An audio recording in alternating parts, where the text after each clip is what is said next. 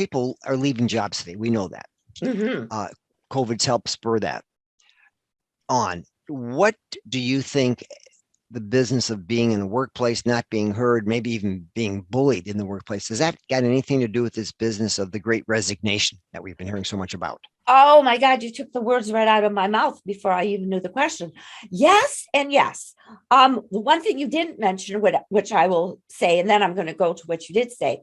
Mhm. Number one, I hear people saying it's because they have a lousy boss Okay. and they would rather not work Mhm. there, even though there are a lot of perks, but having a good job with a good boss is more important to them. So that is the number one.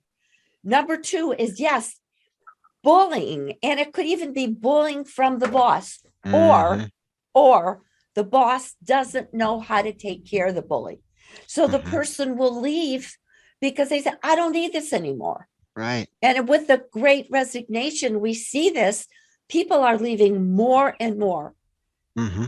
And Let me ask you this, Joyce. When we say the word bullying, now that's a pretty strong word. What does that mean? How does that translate in the workplace today? What kind of forms does it take?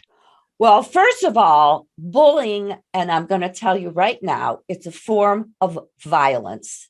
Okay. Wow. Now, it may be, it's not as strong as when we were little kids on the playground where it's so obvious, but Hmm. it could be somebody. Oh, I'm telling you right now, it's always somebody who's jealous somehow of their target, whether Mm. they're like more from the boss, whether their communication skills are good, whether they got a promotion. And that bully, who's really a child dressed up like an adult, will do what they can. That's why I say it's a form of violence.